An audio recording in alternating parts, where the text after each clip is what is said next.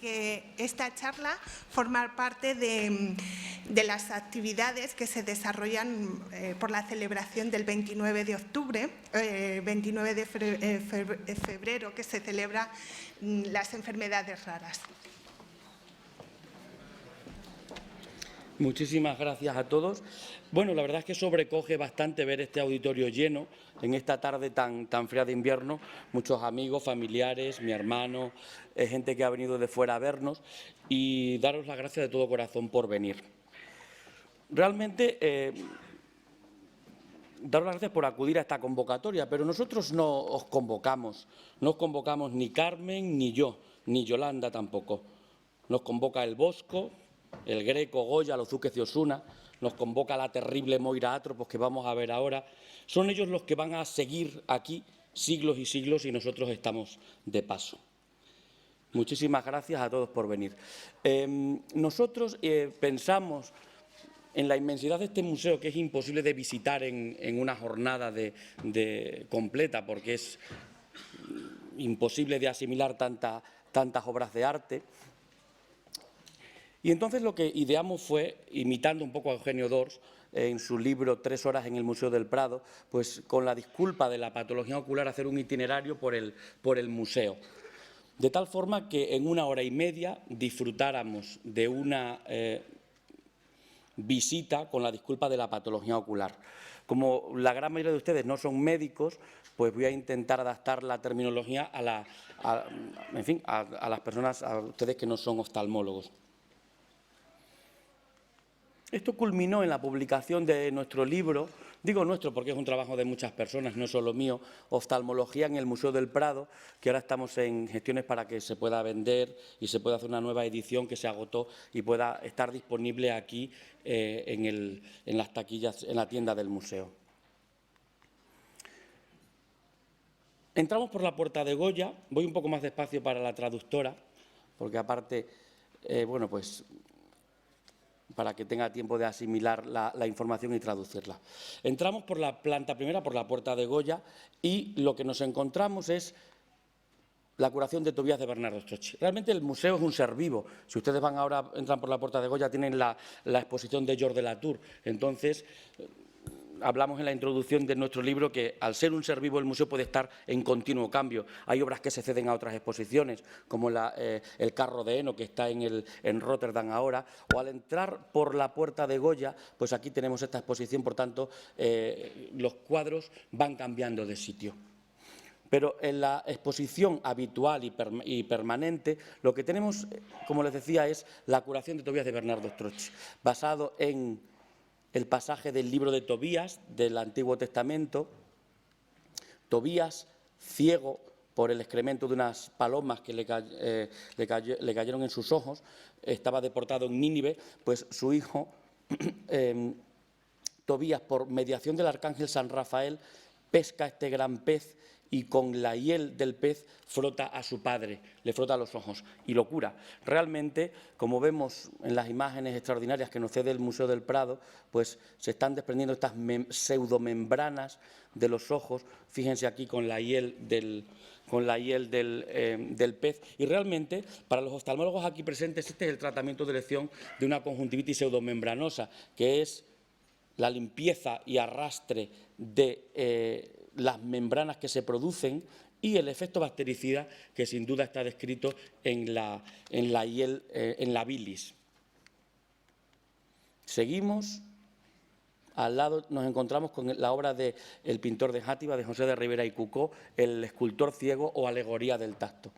Este pintor, afincado en Italia, el Spagnoletto, pinta con una maestría extraordinaria a este ciego que, a pesar de su ceguera, puede perfectamente desarrollar otro sentido, que es el del tacto. Y fíjense con qué delicadeza pinta las manos y cómo está tocando los bucles de este busto.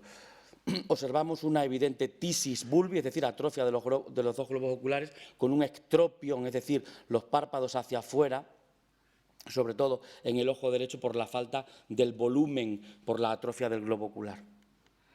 Seguimos, Isaac y Jacob, es otro cuadro del Spagnoletto, y también narra la escena de la Biblia en la que Jacob, junto a su madre Rebeca, engañan a Isaías Esaú, el hermano, le vendió un día la primogenitura de la casa a su hermano por un plato de lentejas. Ahí viene la expresión de vender algo muy importante por casi nada. Tenía mucha hambre y le vendió por ese plato de lentejas la primogenitura de la casa. Necesitaba Jacob que su padre Isaías lo bendijera y por eso su padre ciego, lo que hacen entre su madre y él, bueno, pues se ponen la piel de un borrego, porque su hermano era muy velludo, y así engañan a su padre, que le parece que es su hermano, y le da la bendición de la casa. Vemos perfectamente esta tosis secundaria, es decir, los párpados caídos, y aunque no podemos distinguir la causa de la ceguera, pues sí podemos ver un estropión evidente y esta tosis de las pestañas en el ojo derecho. Seguimos, San Juan Evangelista del Greco. Bueno, pues aquí tenemos la iconografía clásica de San Juan Evangelista, que es el dragoncito con el que significa el veneno, con el que lo quisieron envenenar, y bueno, cómo está mostrando la simbología de del santo. Y bueno, y nos llamó mucho la atención, evidentemente no es una patología ocular. Antes de seguir, hay patologías evidentes que podemos diagnosticar, como son los traumatismos, como son el estrabismo, y los demás son diagnósticos de presunción. Para nosotros son pacientes, pero son pacientes que no podemos explorar. Entonces, bueno, pues nos llamó mucho la atención esta lesión aquí, que sin duda ninguna es un recurso del Greco en esos rasgos tan desdibujados que realiza, pero bueno, es una lesión que a los oftalmólogos nos llama mucho la atención y les da mucho miedo porque puede ser un tumor maligno del iris. Seguimos, y bueno, este es el cuadro, yo creo que emblemático de nuestro museo, el de las Meninas de Velázquez, y vemos, realmente no hay ningún tipo de patología ocular. Trajimos este cuadro a nuestro libro y a esta conferencia por el juego de la óptica tan importante que hace Velázquez, y fíjense, bueno, ya saben que realmente está aquí pintando. Aquí está Felipe IV y su mujer Mariana de Austria, que supone que están aquí delante. Y bueno, pues la escena que discurre detrás con las Meninas, con Maribárbola, con Nicolásito Pertusato. Allí en el espejo el pintor de forma magistral representa a los reyes. Y bueno, pues si hiciéramos una de las versiones de cómo ocurrió realmente la escena, pues el pintor estaba pintando a los reyes, que son los que se reflejan en el espejo. Este juego de la óptica tan extraordinario y de los vectores de reflexión y de refracción de la luz es lo que nos hizo traer a nuestro libro y a la conferencia este cuadro. La vista de Rubens es otro cuadro fascinante que tenemos aquí en el museo, junto con la serie de los 5 sentidos. Rubens, en colaboración con su gran amigo Jan Bruegel de Belurs, el tataranito de Peter Bruegel el Viejo, Rubens pinta la escena principal y su gran amigo Bruegel lo que pinta son todos los detalles que podemos apreciar a través del sentido de la visión. Fíjense ustedes, cuadros, esculturas, con todo lujo de detalles. Pinta además a los gobernadores de los Países Bajos, Alberto y Clara Eugenia, Isabel Clara Eugenia, grandes mecenas de las artes, y pinta un sinfín de elementos. Fijaros, con un telescopio, aquí hay una lente, Venus y el amorcillo están mirando un cuadro de la curación del ciego. Todo hace referencia al sentido de la visión. Como vemos en esta ampliación, fíjense la curación del ciego, y bueno, vemos aquí la lupa, los mecenas de las artes, bueno, otra lupa por aquí, el telescopio, incluso este monito que tienen ustedes aquí, mire, con unos quevedos, aquí lentes por el suelo, pues son todos los elementos que hacen referencia al sentido de la visión. Si ven la serie completa, pues es realmente fascinante porque son los 5 sentidos y todos tienen muchos detalles en referencia. Por ejemplo, en la música, distingue incluso la música culta de la música profana. Entonces no se pierdan esta serie de los 5 sentidos que está completa aquí en el museo. Bueno, seguimos con un cuadro de Goya de los duques de Osuna. Este cuadro nos llamó la atención por los niños que tienen, bueno, pues lo que muchos niños tienen, que es este epicanthus, que es la distancia de un ojo a otro mucho más grande. Esto asusta mucho a los padres y a los abuelos, y porque parece que tuercen los ojos. Entonces, realmente, cuando ya se va desarrollando el macizo facial y la cabeza disminuye, el cuerpo realmente crece más que la cabeza, pues se va armonizando el macizo facial y esta distancia disminuye.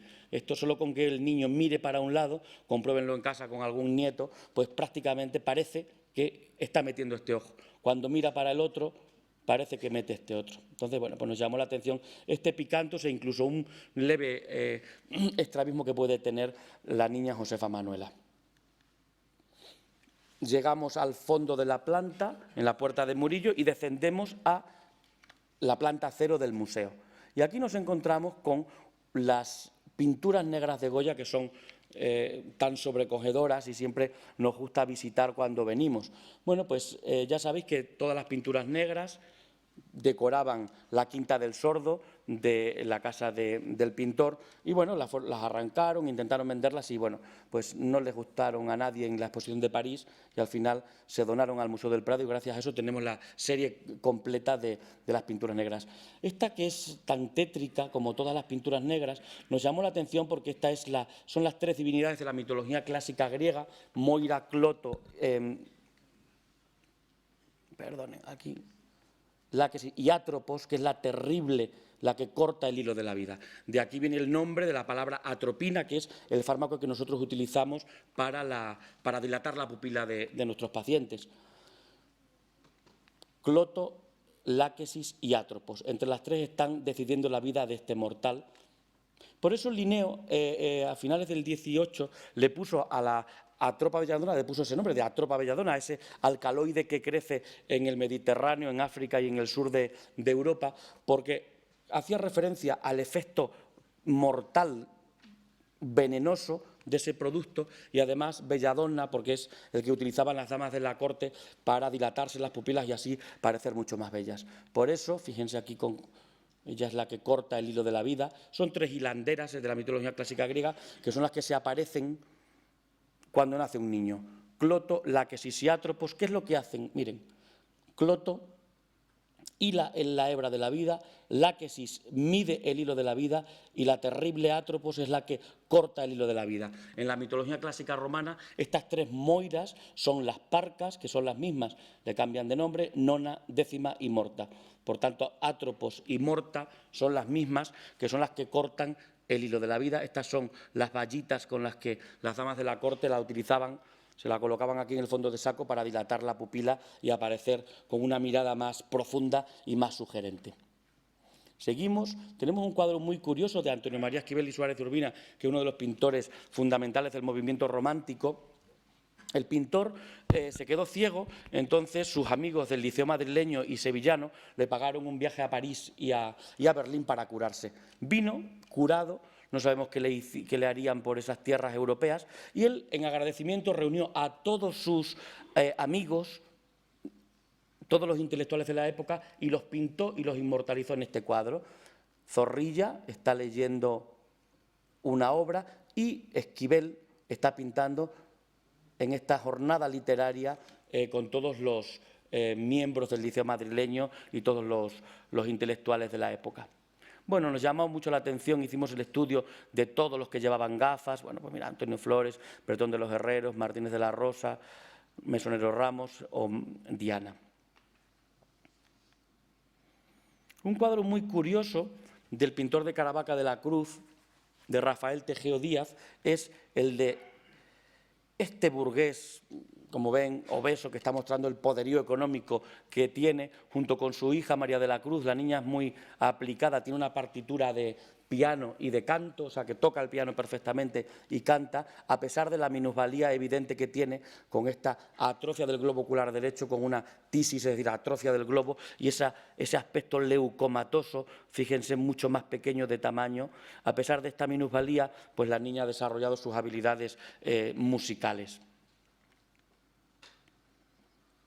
Vicente López Portaña nos representa al organista de la catedral en la recta final de su vida. Es un anciano, posiblemente con factores de riesgo cardiovascular, diabetes, hipertensión y demás, y vemos perfectamente la imagen, bueno, pues las bolsas, la madarosis, es decir, la falta de pestañas, vemos la blefarocalasia, la caída del párpado y un evidente estrabismo, lo que nosotros los oftalmólogos llamamos un cuarto par craneal, que es, si ven, este ojo está hacia arriba y hacia adentro, es por la parálisis de un nervio típico por los factores de riesgo cardiovascular.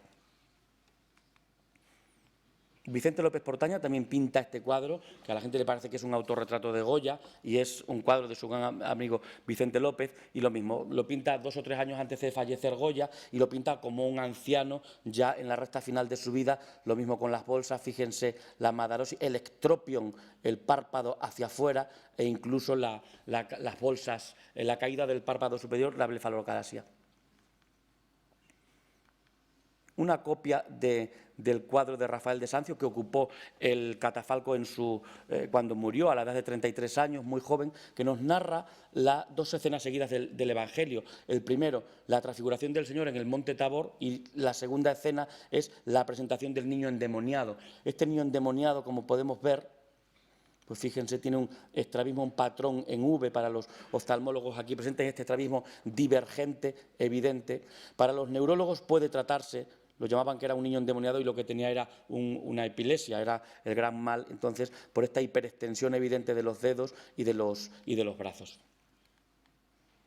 Bueno, la Mona Lisa, que es el gran hallazgo, uno de los grandes hallazgos del museo, que permaneció durante varios años en las bodegas, y vemos la original y la copia que tenemos en el Museo del Prado.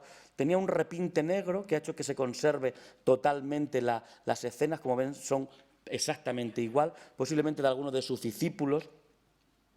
Y bueno, pues este es el repinte negro que les decía y permaneció durante varios siglos en el museo, en las bodegas.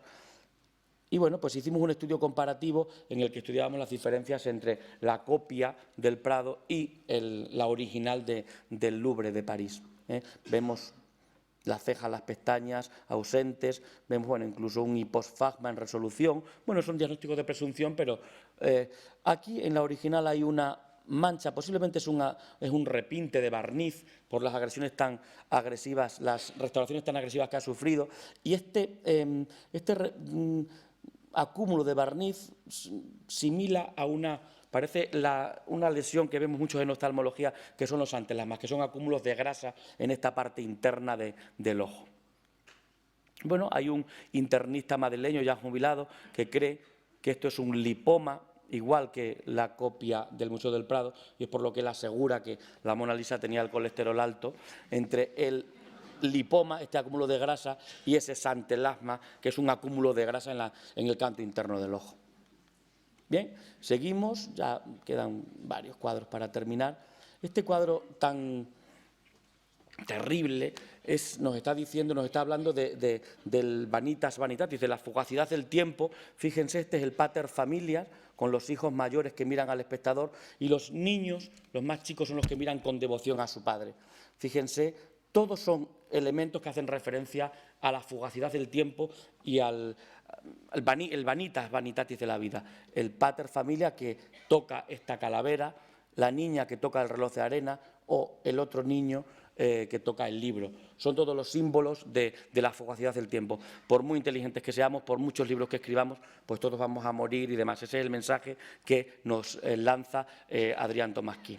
Bueno, a pesar de la delicadeza de todo el cuadro, fíjense los cuellos tan perfectamente dibujados, bueno, pues tenemos a los médicos aquí presentes, pues una evidente alteración anatómica y un desorden de las fisuras orbitarias mayor y menor y del agujero óptico en la órbita de esta calavera. Otro símbolo de la fugacidad del tiempo es una de las representaciones de San Jerónimo. San Jerónimo, uno de los padres de la Iglesia, siempre con el rojo cardenalicio, fíjense, está apuntando hacia la calavera, nos está diciendo tempus fugit, se nos va el tiempo, incluso directamente nos está enseñando aquí un libro con una escena del juicio final. San Jerónimo lo traemos a colación por la representación de las gafas, que son un símbolo de intelectualidad. Muy pocas personas tenían acceso a este artículo de lujo. San Jerónimo es uno de los padres de la Iglesia, él es el que tradujo la Biblia en el siglo V, en el 410, la Editio Vulgata, la edición para el pueblo, la tradujo al latín, y es la Biblia que se ha utilizado hasta 1975, que se editó la Neo Vulgata. Por tanto, la obra de San Jerónimo de Estridón ha estado vigente más de 1000 años. Ven las gafas en este estuche pequeñito, plegadas. Bueno, el Jardín de las Delicias o pintura del Madroño. Bueno, saben que cerrado, asómense a los laterales, que siempre están las puertas entornadas. Y aquí, bueno, pues nos habla del tercer día de la creación del mundo, la tierra, dentro de una estructura transparente, con minerales y vegetales, sin la presencia del hombre. Y bueno, pues en la tabla izquierda está el paraíso y la creación de Adán y Eva. Siempre le hacemos un guiño a nuestros amigos canarios, con este drago canario perfectamente representado por el bosco, fíjense, perfectamente identificable el árbol. Y bueno, pues aquí buscamos todos los elementos relacionados con la oftalmología, como es este búho en esta pupila, símbolo de la inteligencia, o esta órbita atravesada por esta lanza. Ya estamos terminando. El triunfo de la muerte de Pieter Bruegel. Estos son un poco más tristes, estos cuadros, pero realmente son sobrecogedores. Nos está diciendo que la muerte que cabalga aquí en el centro, fíjense, en este caballo famélico con esta hoz, va dirigiendo, con esta guadaña, perdón, va dirigiendo a todo el mundo hacia este ataúd. No se libra nadie, este rey con todas sus riquezas, nadie se libra de este ambiente devastador. Fíjense, son todo colores ocres, marrones oscuros. Solo aquí el amor en esta esquina se libran por ahora, pero ya la muerte se acerca a ellos también. Nos llamó mucho la atención este ser, ahora que hay tantas series de zombies y de muertos y demás, que da miedo ver la televisión, pues bueno, pues nos llamó la atención este zombi con estas órbitas en putrefacción pintadas por Pieter Bruegel. Otro cuadro que es uno de los grandes hallazgos del museo en los últimos años, la fiesta del vino de San Martín. Pieter Bruegel está continuamente lanzando mensajes moralizantes, que no nos podemos apartar de la religión, que todo es pecado, que viene la muerte, etc., etc., etc. Bueno, pues en Europa central se hacían muchas fiestas, muchas kermeses, son estas fiestas como romerías, y en este caso lo que se hacía era repartir el vino nuevo por la fiesta de San Martín de Tours. Bueno, pues Pieter Bruegel lo que nos dice es que todas estas personas avariciosas están intentando beber vino que es gratis y están emborrachándose. Hay más de 100 personajes representados, hay hasta una madre dándole de vino a un bebé. Y fijaros qué curioso, solo hay 3 personajes que están ajenos a esta bacanal de vino. San Martín de Tours, de espalda al pecado, está repartiendo su capa entre los tullidos. Y fíjense qué curioso el mensaje de Pieter Bruegel. Estos 2 personajes de aquí, que son 2 ciegos, que son curiosamente los que están mirando al espectador, advirtiendo del peligro del desenfreno de este pecado. Hay este personaje que nos llama mucho la atención también, como ahora lo analizaremos, con una mano pintada. Mire, como les decía, San Martín de Tours, y aquí a la derecha los 2 ciegos, que dentro de su ceguera, curiosamente, son los que nos están mirando y nos están diciendo que esto no se debe hacer. Como les decíamos, este personaje muy curioso, que tiene una mano representada en la espalda, en la camisa, es el símbolo de la ciudad de Amberes. Amberes significa hand werpen, lanzar la mano, y es el símbolo de la ciudad. Entonces, Pieter Bruegel lo que nos está diciendo es que esta persona está utilizando los recursos de la sociedad, tiene una camisa del ayuntamiento, pues bueno, como se llama aquí uno de la Cruz Roja de Madrid o demás, y sin embargo pues está borracho y está utilizando pues los recursos mal utilizados. Como veis, no hay nada nuevo escrito ya, Entonces, bueno, pues os invitamos a ver este cuadro con estos personajes e ir buscando. Hay clérigos, en fin, hay muchísimos, y solo San Martín y los ciegos son los que nos están mirando. La mesa de los pecados capitales, que ahora no está porque está fuera del museo, es una mesa extraordinaria que nos está diciendo el Bosco lo mismo, el mismo mensaje. Todos los pecados capitales, y en el centro un gran ojo en la pupila Cristo resucitado, fíjense el iris perfectamente, incluso con este pseudoesfínter pupilar, que ahí nos está diciendo cabe Deus vidit, cuidado, cuidado, Dios lo ve todo. Por tanto, es ese ojo que todo lo ve para que lo tengamos presente y no cometamos esos pecados capitales que están alrededor de ese ojo. Ya para terminar, otro cuadro del Bosco, vemos las tentaciones de San Antonio Abad. San Antonio Abad, retirado al desierto. Cuando hablaban de desierto no es el desierto de arena con palmeras, era un lugar alejado de la ciudad. Por eso lo pueden ver dentro de la misma ciudad sin que haya por aquí camellos ni lo que entendemos por un desierto. Bueno, pues todos son las tentaciones que sufrió el santo en su retiro a Anacoreta y bueno, estos seres tan extraños y tan extraordinarios que llegó a pintar el Bosco. Y bueno, pues nos llamó mucho la atención este ser con este exoftalmos evidente. Fíjense estos seres mitológicos que pinta el Bosco, que no se sabe si es un pez o si es una alimaña o qué es. El descendimiento de la cruz de Roger van der Weyden es un cuadro también extraordinario. Vemos todos estos personajes que parece que están bueno, pues dispuestos desordenadamente.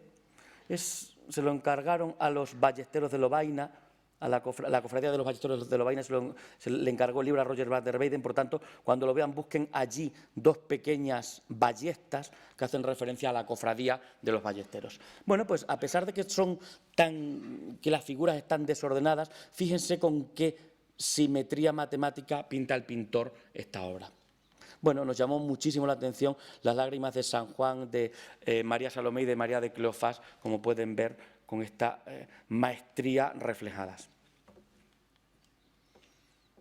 La sala Barefisa, la donación de la familia Barefisa, y vemos este retablo. Nos llamó mucho la atención encontrarnos en esta entrecalle derecha una Santa Lucía, patrona de los oftalmólogos y de las enfermedades de la vista, y vemos cómo la iconografía clásica con los ojos en la bandeja.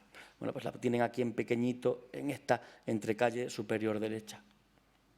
El tránsito de la Virgen, otro cuadro curiosísimo. Este cuadro ahora, por ejemplo, como les decía, que el museo es algo vivo, ahora no lo tienen expuesto o lo cambiaron de sitio por motivos de la exposición que hay actualmente. Refleja el mito de la dormitio virginis. La Virgen no se murió, la Virgen se durmió. Entonces está aquí ya más mayor, como 15 o 20 años mayor que cuando murió Jesucristo.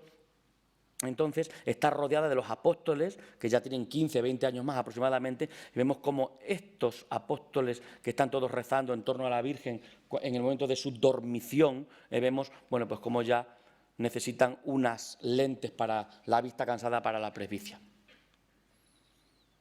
Penúltimo cuadro, otra Santa Lucía en esta tabla de Santo Domingo, con el cáliz y los dos ojos representados.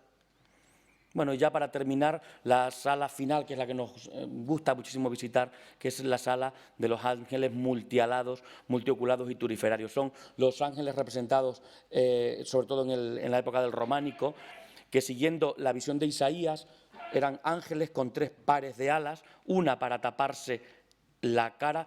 Son serafines, serafín significa ser ardiente, son los seres que están más cerca de Dios, están continuamente alabándolo y volando en torno a su trono. Por eso necesitan unas alas para taparse la cara, para no quemarse del fuego de Dios, necesitan otras alas para taparse el cuerpo y otras alas para volar. Al taparse la cara y no poder ver, por eso están representados, fíjense ustedes, todos llenos de ojos en las alas, en las manos, en la cara. También se llaman turiferarios porque son los portadores de incienso, son los que están alabando continuamente a Dios. Fíjense qué curioso cómo están todos los ojos representados en las manos, en los brazos, y los inciensos, los incensarios con el incienso ardiente que sirve como alabanza a Dios. Muchísimas gracias a todos, aquí lo tienen también. Bueno, es un trabajo que no es solo mío, porque es un trabajo inmenso, de muchos años de trabajo. Entonces, bueno, pues mis queridos compañeros, el profesor García Sánchez y la profesora Vinosa Silva, pues andamos por ahí por los museos robando imágenes y guardándolas en nuestras libretas para luego escribir artículos y poder haber realizado este libro. Pues muchísimas gracias a todos.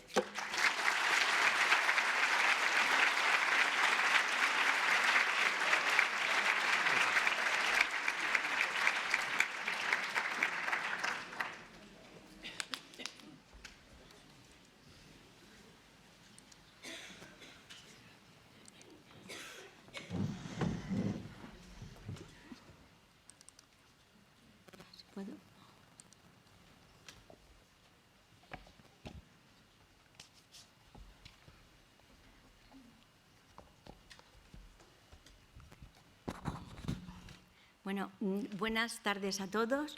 Muchas gracias por venir. Lo primero, quiero agradecer al Museo del Prado esta iniciativa de unir el arte y la oftalmología en estas conferencias. También quiero dar las gracias a Yolanda Senjo, que es la presidenta de la Asociación Española de Aniridia, que se encuentra en la sala y que, bueno, que ella ha organizado un poco estas charlas porque se encuadran dentro de la celebración esta semana de las enfermedades raras, como es la aniridia. Yo creo que el objetivo de estas charlas es que veamos el arte desde un punto de vista diferente. Yo creo que desde el punto de vista de la discapacidad del pintor, porque yo creo que la discapacidad es el origen de la diversidad y la diversidad es una gran fuente de inspiración en el arte. Entonces, como decía Jean-Paul Sartre, los libros nos hablan al oído cuando los leemos.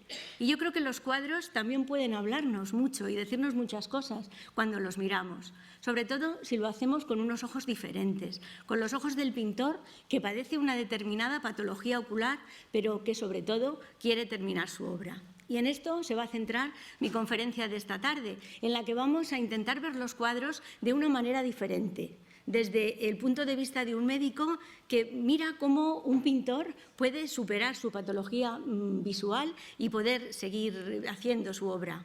Es por ello que, bueno, quizá pues tenga que utilizar en esta charla algunos términos clínicos y para que no haya confusión y también para que todo pueda comprenderse mejor, pues primeramente quiero repasar en 2 minutos lo que es la anatomía del ojo y así cuando hablemos de mácula, de catarata, pues yo creo que todos lo podremos entender mucho mejor, ¿no? Aquí tenemos un esquema del ojo, el cristalino, que es la lente, lo que da las dioptrías del ojo, que normalmente es transparente y cuando se pone, se oscurece, entonces da lugar a la catarata. Bueno, pues este cristalino divide el ojo en 2 partes, la cámara anterior y la cámara posterior del ojo. La cámara anterior pues está formada por la córnea, que es transparente, y está llena de un líquido que es el humor acuoso, bueno, que es un líquido como el agua. Y después aquí tenemos el cristalino y ya pasamos a la cámara posterior. Entonces, la cámara posterior está llena de un gel denso, que es lo que llamamos el gel vítreo. Entonces, bueno, pues en esta cámara posterior vemos esta membrana, que es una membrana de color rosa, transparente, bueno, que es la retina. Y entonces, pues está llena de vasitos, veis que es esto aquí. Y luego tenemos esta zona blanca, que es el nervio óptico, es el disco óptico. Y por aquí, bueno, pues lo que hemos visto pasa al cerebro y lo asimilamos. Y esta zona central que vemos aquí es la mácula, que es la zona de la retina que tiene mayor número de células visuales. Entonces, en esta zona, si tenemos aquí patología, pues vamos a dejar de hacer las cosas que requieren mayor agudeza visual, como es pintar, como es leer. Entonces, una vez que hemos hecho ya, bueno, pues este resumen del... A ver... Sí, el resumen del ojo, pues vamos a ver ahora lo que es un simulador. A ver si es posible. No sé si esto se ha abierto bien o tengo que esperar que se cargue. A ver. Sí, vamos a ver ahora la simulación. Yo creo que se está cargando ahora. Vamos a ver. A ver. Se ha ido, no sé. A ver si me pueden echar una mano arriba, porque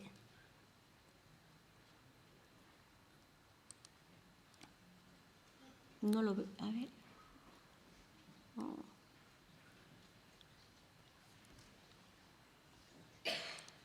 No.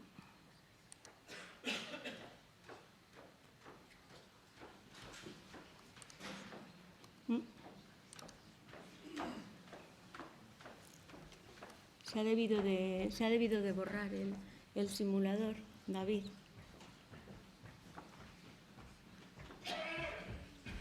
No le veo. Es que es importante porque luego... está ahí. Claro, es que no se ha abierto bien, ¿sabes? Vale, muy bien. Bueno, pues entonces, muchas gracias. Para poder hacernos una idea de lo que es el ojo, podríamos pensar que es como una cámara de fotos de las antiguas, que tiene dos elementos ópticos. Uno sería la córnea y otro sería el cristalino. Y luego, en las máquinas antiguas, se ponía una película. Bueno, pues la película sería la retina. Entonces, una vez que la imagen se ha formado en la retina, a través del disco óptico, pues esta imagen va al cerebro. Entonces, ahora sí que vamos a ver la simulación de la visión, ¿no? Por ejemplo, ¿qué es lo que pasa cuando un paciente, a ver si podemos ver de verdad qué es lo que pasa? Es que se tiene que cargar. Bueno, a ver. Ay, Dios mío.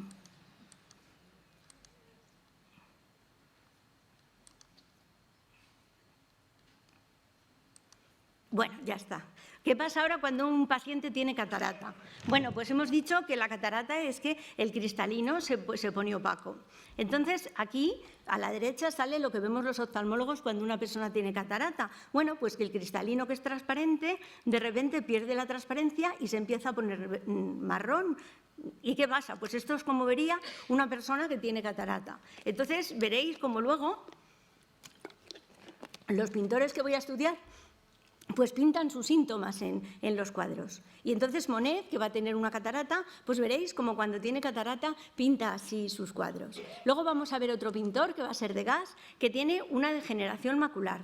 Hemos dicho que la mácula es esta zona central de la retina donde se acumula el mayor número de células visuales y entonces la que nos permite leer, la que nos permite pintar y ver la cara de las personas. ¿Qué pasa cuando se produce patología en la mácula? Pues mirad, esto es lo que veríamos los oftalmólogos cuando dilatamos la pupila y vemos el fondo de ojo, pues esta hemorragia y este sudado. Pero sobre todo quiero que veáis esto, que es cómo vería una persona que tiene una degeneración macular. Pues no puede leer, no puede ver la cara de las personas, pero sin embargo, ¿veis? La visión periférica la mantiene y entonces, bueno, pues puede hacer su actividad normal sin ningún tipo de ayuda para deambular y todo esto. Y bueno, vamos a ver qué es lo que pasa cuando hay una hemorragia en el vítreo, que el vítreo hemos dicho que era ese gel denso que está dentro del ojo. Bueno, esperemos que se cargue. Es ese gel, sí, que llena el ojo en la cavidad posterior. Entonces, esto es lo que le pasó a Edvard Munch. Bueno, Edvard Munch era hipertenso y no se controlaba. Entonces, pues, ¿qué pasó? Que se rompió una de estas venitas que son las que irrigan la retina. Y entonces, al romperse la venita, ¿veis? Aquí a la derecha lo que veríamos los oftalmólogos, que se llena de sangre. Y aquí a la izquierda, ¿veis lo que le pasa a una persona que tiene una hemorragia vítrea como la tuvo Munch? Pues que deja de ver esta parte inferior del campo visual, sin embargo, el resto del campo visual pues está normal. Y bueno, ahora ya, una vez que ya dejamos esto que es un poco más complicado, voy a pasar a hacer mi presentación. A ver si soy capaz de encontrarla. ¿Dónde estaba antes? Dios mío, se ha ido. Pero no. Aquí. Esta. Aquí. Ah, sí, ya está. A ver. Bueno, pues aquí un poco ya veréis cómo cada pintor pinta lo que hemos visto antes. Monet pinta su catarata en este cuadro y este sería Degas, que pinta su alteración macular, y Munch la hemorragia vítrea. Y bueno, pues sigo hablando un poco primero desde el punto de vista puramente médico. ¿Qué es lo que pasa cuando un pintor se pone delante de un motivo? Bueno, pues el motivo es el estímulo visual. Entonces, este estímulo visual atraviesa todas esas estructuras que hemos visto que forman parte del ojo. Luego, a través del nervio óptico se crea como una especie de corriente eléctrica y esta corriente eléctrica lleva un recorrido un poco complicado, que son las vías ópticas. Pero lo que más hay que entender es que la imagen que se ha formado en el ojo y se ha recogido por el nervio óptico, al final se integra en el cerebro, o sea que la visión es cerebral. Entonces, una vez que el pintor ha hecho esto, ¿qué hace luego? Asimila la imagen en su cerebro y después pues manda una respuesta motora a los músculos flexores y extensores de los dedos y esto determina el movimiento del lápiz o el movimiento del pincel sobre el cuadro. Entonces, bueno, los médicos estamos muy acostumbrados al estudiar medicina que si hay que una determinada enfermedad se tiene porque se tienen unos determinados síntomas, pero cuando esto se extrapola al mundo del arte, pues realmente esto no es así, porque como veréis, a veces cuando un pintor tiene una enfermedad ocular, pues sí que hay un cambio en su obra, pero este cambio no implica una degradación estética y veréis que a veces lo que hace todavía es mejorar su obra. Bueno, os puede parecer una cosa muy novedosa que yo sea aquí una oftalmóloga y esté hablando de defectos de visión en los pintores mirando los cuadros, pero esto es muy antiguo. Liebknecht, que fue un oftalmólogo muy famoso porque trató a todos los pintores impresionistas, pues dio una conferencia en Londres en 1880 que se llamaba Turner y los defectos de la visión en la pintura. ¿Y qué hacía Liebknecht? Pues mirar, cogía cuadros de Turner que estaban con el mismo motivo, por ejemplo, este de Tormenta en el mar, y estaban pintadas a diferentes épocas de su vida. Este, veis, está pintado con 30 y este está pintado con 65. Entonces, bueno, Liebknecht decía que estos cambios pues, se debían a que Turner, que vivió bastantes años, pues que había desarrollado una catarata. Entonces, es una cosa, la verdad es que yo creo que es bastante simplista y yo creo que no está bien hecha, que es coger cuadros de pintores pintados en diferentes épocas. Por ejemplo, mirad, este de Tiziano, este San Juan, está pintado con 30 años. Bueno, pues veis que los fondos están muy elaborados, también la figura muy bien definida, ¿no? Sin embargo, este que está pintado con 77, pues veis que hay una tendencia también a esos colores marrones, a que no se define tan bien la figura, ¿no? Y Tiziano vivió muchos años y pudo tener catarata, pero nosotros no sabemos la historia clínica de Tiziano y entonces no podemos decir nada si no vemos la historia clínica del pintor. Por ejemplo, Rembrandt, pues estos dos autorretratos, veis que también hay diferencias, este pintado con 20, este pintado con 50. Entonces, según esto, pues surgieron de repente muchas personas, unos eran oftalmólogos y otros no, que decían que estudiando los cuadros pues intentaban ver la patología del pintor. Y esto yo creo que no se puede hacer. Bueno, ya conocéis todos el astigmatismo del Greco, que no lo tuvo, que es un falso astigmatismo, porque las figuras las pinta alargadas, pero no sabemos la historia clínica del Greco.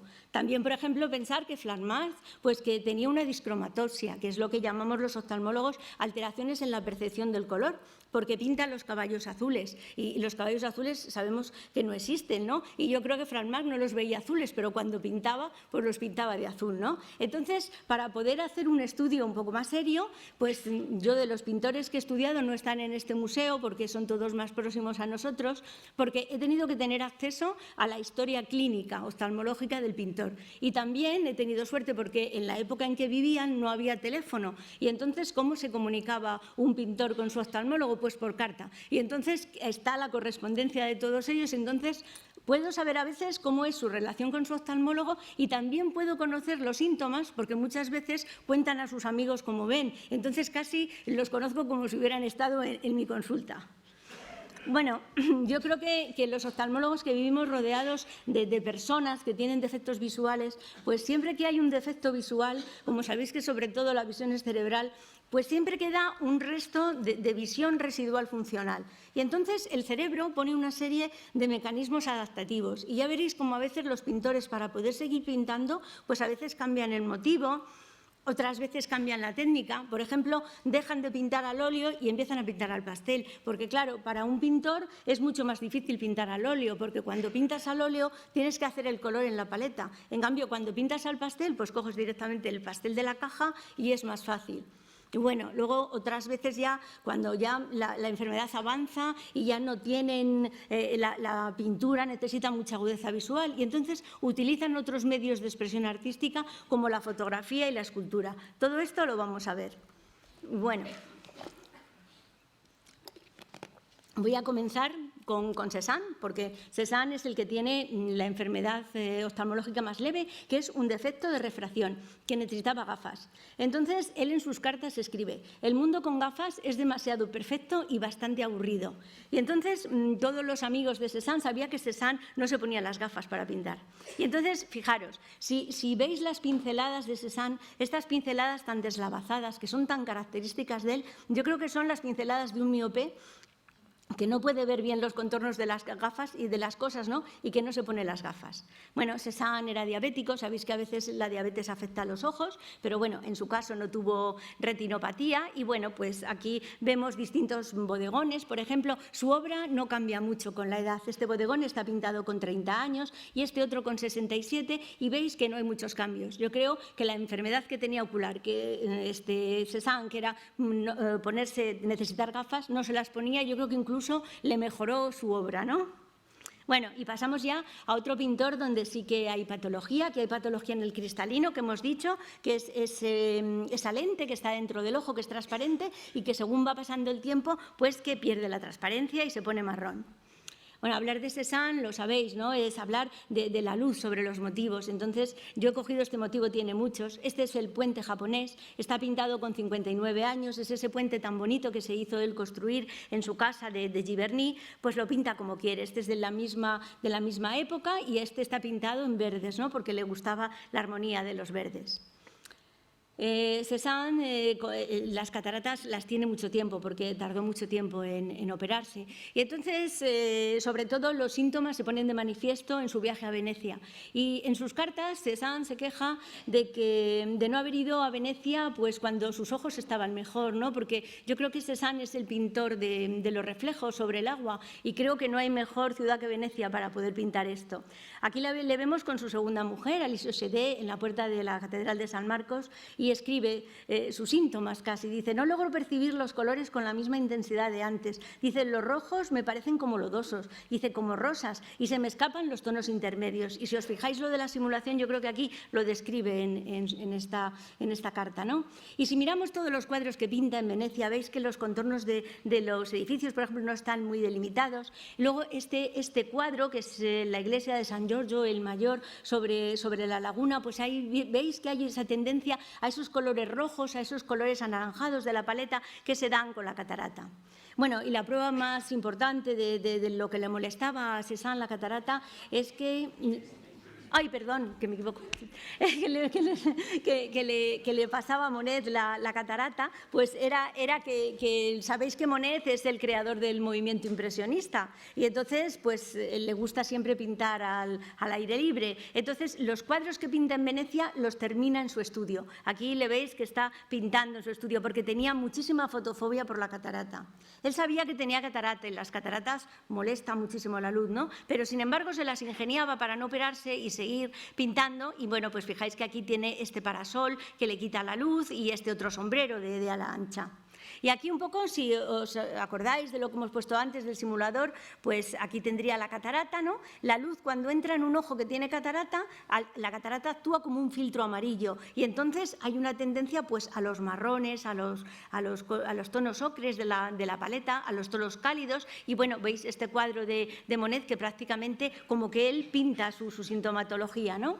Bueno, voy a decir dos palabras de la cirugía. Le opera el doctor Cutelá, ya tiene 83 años. La cirugía de catarata entonces pues no era como la de ahora. Se hacía en dos etapas. En una primera se cortaba el iris y luego se hacía una extracción extracapsular. Se dejaba la cápsula posterior de la lente, ¿no? Bueno, tuvo una complicación que fue un vómito intraquirúrgico, recuperó bastante visión y luego hubo que operarle otra vez por una opacificación de la cápsula. Pero bueno, lo más importante es que veáis y contar un poco cómo fue su posoperatorio, que no es como los posoperatorios actuales de cataratas, gracias a Dios, ¿no? Porque el pobre Monet tuvo que estar una semana con los dos ojos tapados, en reposo absoluto, sin poderse mover, y yo creo que su experiencia fue tan nefasta que por eso no quiso operarse del otro ojo, ¿no? Y aquí le vemos en el posoperatorio más tardío, vemos a Monet con estas gafas que le había mandado su oftalmólogo y este sombrero que lo utilizaba sobre todo para protegerse de la luz. Y bueno, decir dos palabras de las gafas que le recetaron a Monet después de operarse. Este es el ojo operado. Bueno, ya como he dicho antes, la catarata es el elemento óptico del ojo, entonces cuando se quita hay que reemplazarlo. Ahora pues quitamos una catarata y en el sitio de la catarata ponemos una lente intraocular, pero en la época de Monet esto no se hacía. Y entonces, ¿dónde había que poner la óptica? Pues en la gafa. Entonces, fijaros, este es el cristal del ojo que tiene operado, que es un cristal enorme, tiene 10 dioptrías de hipermetropía, 4 de astigmatismo, ¿no? Y entonces, ¿qué pasa? Que la visión, como he dicho antes, es cerebral. Entonces, el ojo no puede asimilar una visión de un tamaño y otra visión de otro tamaño. Entonces, para poder usar esta gafa, pues había que poner aquí un vidrio esmerilado, bueno, que evitaba la visión del otro ojo hasta que el paciente se operaba. Y bueno, Monet no se quiso operar. Entonces, la pregunta, ¿cómo usaba Monet las gafas? Pues fijaros cómo las usaba, pues que no las usaba, porque estaba fatal.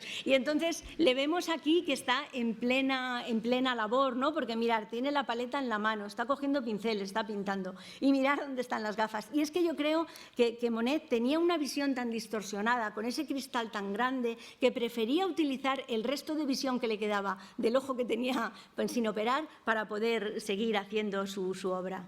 Y bueno, volvemos un poco como antes. Este es el puente japonés que he puesto antes y este es el puente japonés que pinta Monet, bueno, después de operarse de cataratas. Entonces, yo hablo aquí exclusivamente como oftalmóloga, además estoy en el Museo del Prado, no soy especialista en arte, ¿no?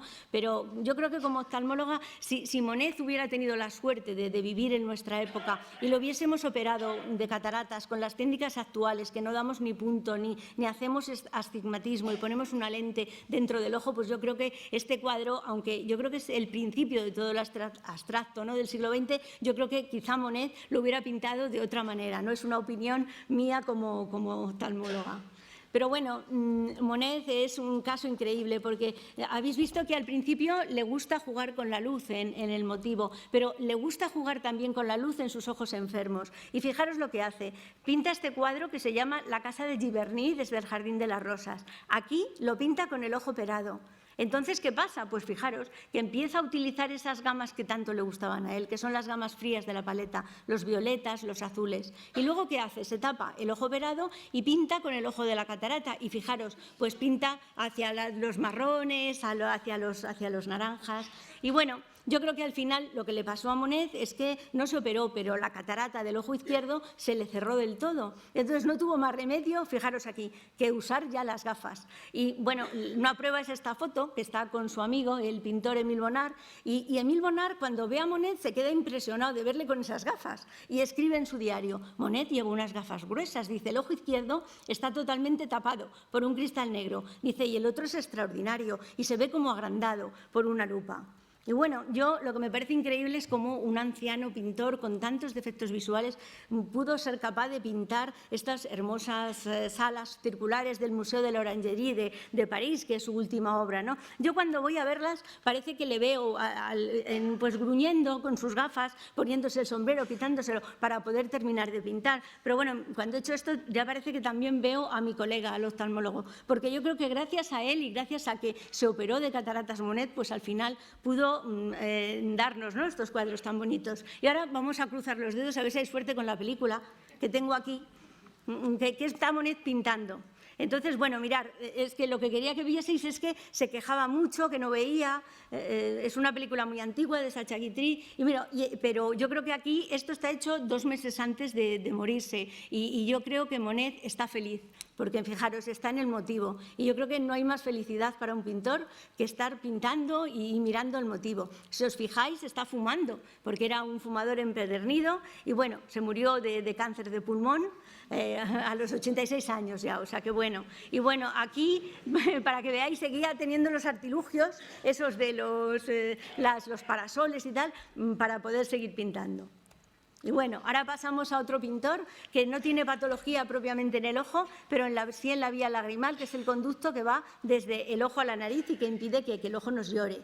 Bueno, y este pintor es Camille Pissarro, este es un autorretrato que está hecho con 59 años, veis que está pintando en el interior, que tiene las gafas de cerca.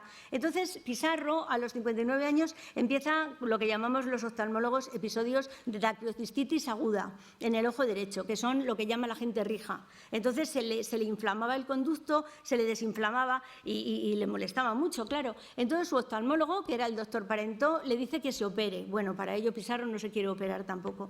Le pone un tratamiento homeopático y al final lo que hacía es que le hacía infiltraciones sucesivas del conducto con nitrato de plata, ¿no? Entonces es curioso porque si miramos la obra de Pissarro es otro pintor impresionista, le pasa como a Monet. Le encanta pintar la campiña, sobre todo. No le gustaba vivir en París, vivía en Nancy, en un pueblecito cerca de París, pero es una cosa curiosa porque resulta que, bueno, su oftalmólogo, para intentar que él siempre trabajase fuera, porque le gustaba pintar alguien en el exterior, pues le hizo una especie de banda para que se tapase el ojo que le llorara, pero claro, el pobre Pizarro tenía que pintar solo con un ojo, y pintar solo con un ojo es muy difícil. Pero un día escribe en su correspondencia: ¿me puedo quitar la banda? Dice, si trabajo en casa con las ventanas cerradas. Y entonces se le ocurre una cosa, y es que empieza a alquilar pues habitaciones en los hoteles o pequeños apartamentos en París, siempre altos, que tengan buenas vistas, y así pintaba el exterior desde el interior. Y de hecho, bueno, pues desde que tiene su patología ocular, pues los cuadros de Pizarro, en vez de pintar la campiña, en vez de pintar el campo, pues empieza a pintar París, y bueno, pues nos deja estos cuadros tan bonitos que además coincide con la expansión, ¿no?, de París, la época de los grandes bulevares. Bueno, este es su último autorretrato, y es muy curioso porque a pesar de la molestia que le daba su enfermedad ocular, pues Pizarro no tenía tan mal humor como Monet, era otro carácter, y le dice siempre a su hijo que tiene molestias, pero que pintar es una fiesta para los ojos, y bueno, él pues estuvo pintando sus cuadros tan maravillosos hasta que falleció. Y bueno, ahora vamos a pasar a otro pintor que tiene una patología más complicada, más difícil, que es Edgar Degas. Aquí tenemos dos autorretratos de Degas, veis, con 21 años, con 66 años, hay mucha diferencia. Pues Degas empieza con su patología ocular muy joven. Empieza a los 36 años, en sus cartas dice que tiene que estar 3 semanas sin pintar porque tiene una inflamación aguda en los ojos. Y esta inflamación era en la mácula, que habéis visto que era esa zona de la retina donde hay un mayor número de células visuales. Entonces, si os fijáis, estos dos cuadros están muy próximos en el tiempo, con 36, con 37. Este está pintado antes de la enfermedad ocular y es un óleo, cambia de técnica. Veis que la cara está muy bien pintada. Y este, fijaros, es un pastel y hay grandes diferencias, ¿no?, entre un cuadro y otro. Lo que más caracteriza a Degas es la minuciosidad. Por ejemplo, fijaros cómo pinta aquí la cara de su abuelo, tan minuciosa. Este otro cuadro está pintado a los 61 años, es un cuadro enorme, y fijaros la cara de Henri Rouat, pues que casi no está pintada, no está como esbozada porque no las veía. Este es un retrato de su prima, Thérèse Degas, que lo pinta antes de su enfermedad ocular, y que ella también pues quedó ciega muy joven. Por eso se piensa si la enfermedad de Degas, que le afectó tan joven, podía ser hereditaria. Este es un retrato de la pintora Marie Cassatt. Veis que hay diferencias con el anterior. Ya está pintado con 48 años, también con 48 años, y quejándose de una visión negra en el centro. Ahora lo veremos, pero es lo que he puesto antes en el simulador, pues todavía podía pintar la cara de su amigo, el pintor Edouard Manet. Y bueno, pues típico...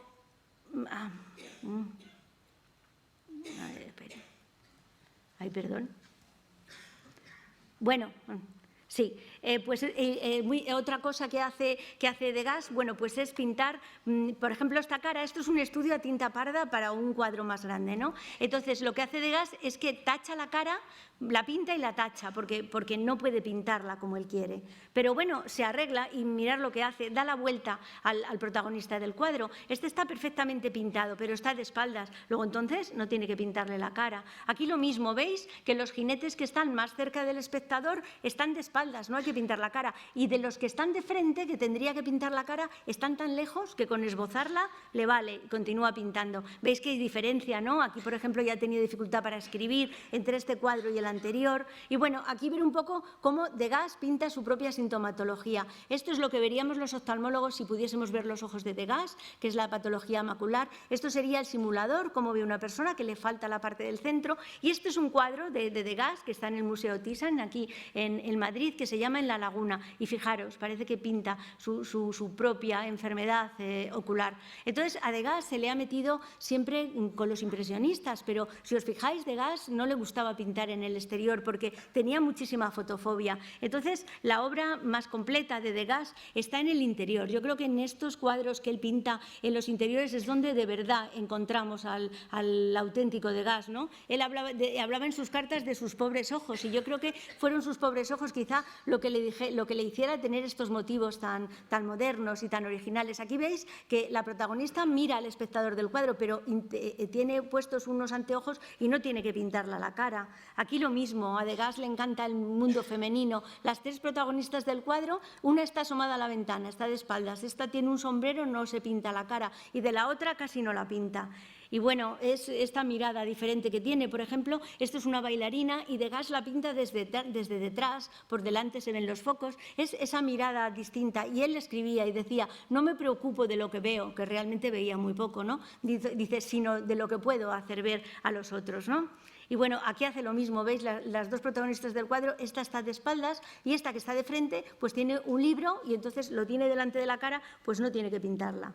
También típicas de Degas las escenas de teatro, las bailarinas, que hace un poco lo mismo que hacía con los jinetes. Estas primeras están de espaldas al espectador y estas otras, que están de frente, están tan lejos, bueno, pues que no tiene que pintar las caras. Más bailarina, ves, con 61, con 65, aquí igual, ¿no? Las caras están sin pintar, sin embargo, la postura de la bailarina es muy bonita. Aquí se ha hecho un calco de la cara de la bailarina que parece más la cara de un sátiro que la de la bailarina. Hay un oftalmólogo americano que ha hecho un trabajo muy bonito sobre la ceguera de Degas. Entonces ha cogido los últimos pasteles y con un programa de ordenador, bueno, pues los ha desdibujado. Entonces, sobre todo que os fijéis que esto sería como vería Degas. Y esto lo que nos ha legado, cómo es su obra. Yo creo que aquí es donde se ve cómo un pintor puede de verdad superar su discapacidad ocular. Esto lo mismo, veis que las dos tienen de común que nunca están mirando al espectador del cuadro. Y bueno, aquí porque veáis la diferencia. Está pintado con 66 años, que no podía leer las cartas, pero sí leía los periódicos. Y fijaros, esto es dramático, con 71. Y él cuenta en sus cartas cómo intentaba pintar como calcando para poder seguir.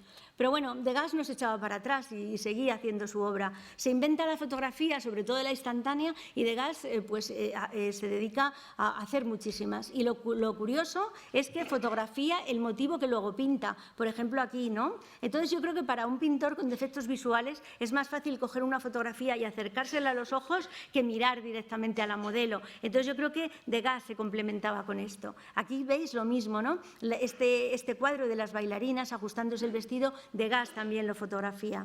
Bueno, esta es una de sus últimas autofotografías y uno de sus últimos autorretratos. Bueno, nos llama la atención que lleva esta gorra de visera por su fotofobia, porque Degas tenía un estudio muy bonito, lleno de luz. Entonces, sus amigos cuando le visitaban se extrañaban de que Degas siempre estaba pintando con las cortinas corridas. Y es que siempre tenía muchísima fotofobia. Hasta aparte de correr las cortinas, pues necesitaba, ¿no?, esta pequeña gorra.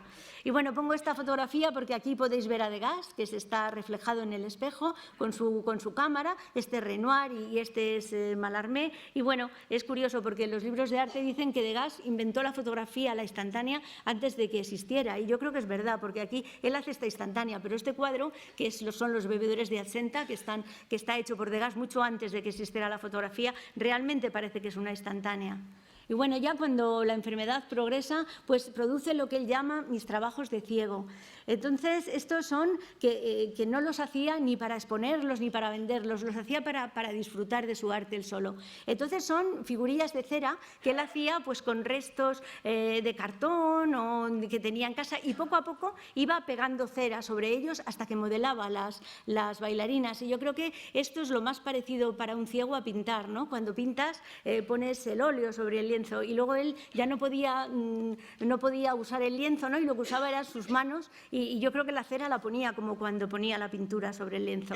Y bueno, pues estas bailarinas veis que tienen una postura realmente preciosa, pero veis la cara no la puede esculpir. Decir dos palabras de estas gafas, que fue un intento de su oftalmólogo de ayudarle, que bueno, todos sabemos que la patología de retina no se cura con gafas, pero bueno, su oftalmólogo le intentaba ayudar y el pobre Degas no las pudo usar. Y bueno, aquí, a ver si sale, le veis paseando por las calles de París, poco antes de morirse. Bueno, veis que como tenía esa visión periférica, pues esa visión periférica le permitía hacer su vida normal, pero bueno, lo que más le afectaba a la enfermedad es que no podía seguir pintando. Bueno, voy a hablar ahora de otro pintor, que es Vincent van Gogh.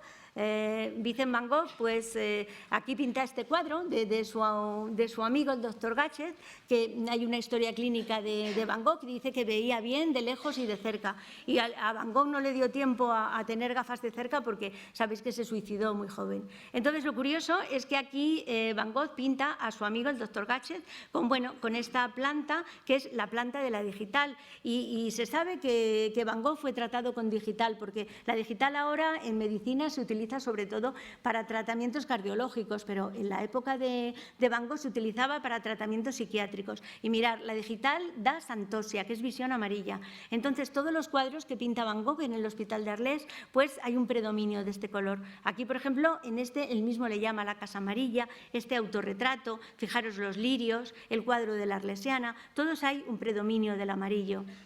También se ha visto en los cuadros de Van Gogh alrededor de las fuentes de luz. Veis aquí alrededor de las estrellas o de la luna, aquí en las lámparas de la mesa de billar. Bueno, esto se ha interpretado a veces por una intoxicación por absenta, que sabéis que era ese licor que bebían mucho los pintores impresionistas. También por saturnismo, una intoxicación por plomo, porque si veis los cuadros de Van Gogh, pues parece que muchos no están pintados con el pincel, sino directamente con el bote de pintura. Y parece ser que Van Gogh tenía costumbre de chupar los tubos de pintura y entonces los tubos de pintura eran muy tóxicos.